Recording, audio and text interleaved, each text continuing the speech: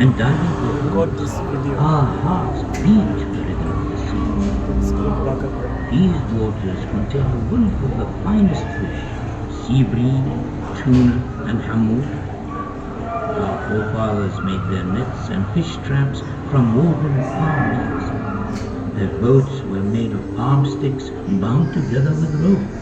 Sudden storms and high winds meant that fishing was dangerous but rewarding. Fish that wasn't eaten immediately was hung up to dry or preserved and sold. Some of it we ate, and some we exchanged with traders for other things like tea and rice. Most of our homes were arish, made of date palm sticks and mats, although some were built with materials from the seashore, coral stone and limestone.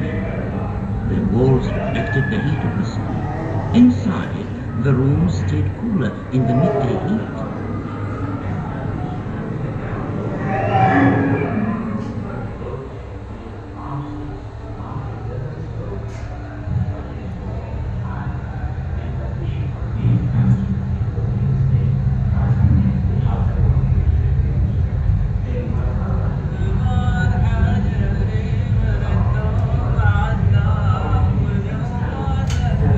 Camels hold a special place in our hearts.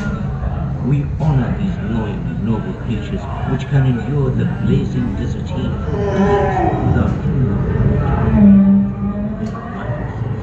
Their vital force is their dark monsters were hair to intense rocks and bones, their leather to make straps and sandals. The camels threw their perfectly adapted to life in the desert.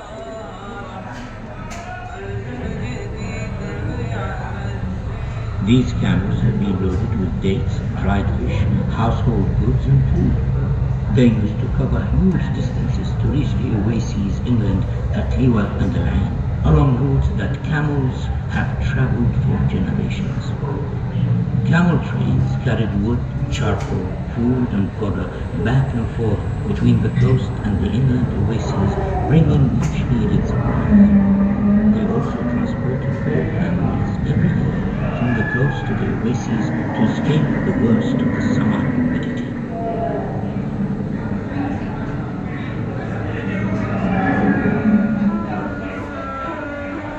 This is what makes camels happy. In the desert they can smell water from many miles. This oasis is fed by cool underground springs and a network of barrages, man-made channels which bring water from the mountains. Here we produce dates, cereals, vegetables, fruit and fish. It's a kind of paradise, cool and tranquil. At night the birds settle in the safety of the trees and you have to keep a watchful eye for the snakes and squirrels. The camel raising beds were nomadic during the months of wood grazing and would settle around oasis wells in the summer. Many would live in traditional desert tents made of woven cloth.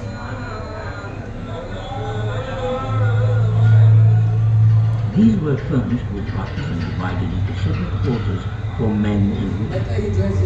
Here, in the food preparation area, women with cauldrons and bread-making pans to make the family meal. Next door, in the majlis, the men's quarters, the men would meet in the evening to talk and drink coffee.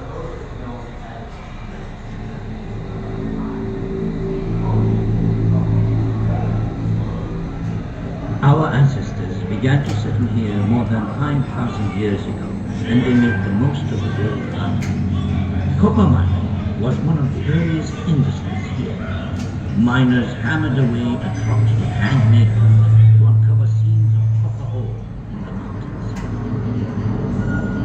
Sometimes they would use fire to crack rock face. It was a dark, dangerous place to be.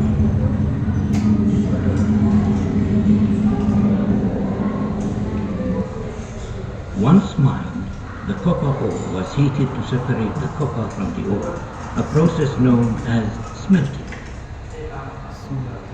Molten liquid copper was poured into molds to make tools, weapons and jewelry. Once the casts had cooled, they were hammered into shape.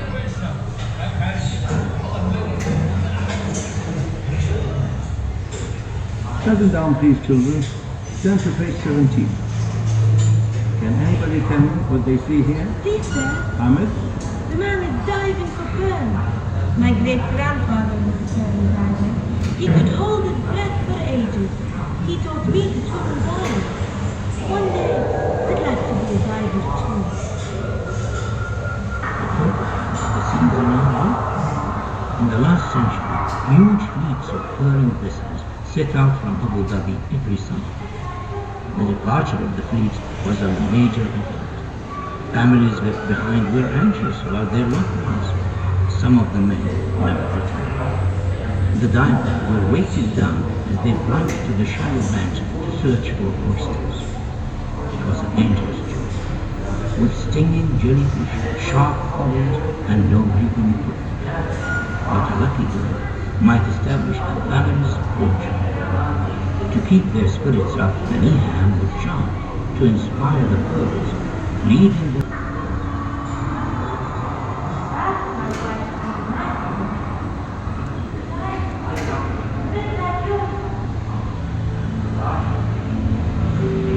Can the camera, you will change the camera to face us now.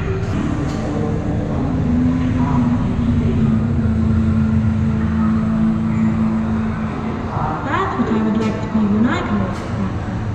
A diver. A bit like your father. The underwater pipelines are maintained by highly skilled commercial divers. They wear protective suits and dive to the seafloor to work on the pipes, moving through the murky waters amongst the fishes and creatures of the sea.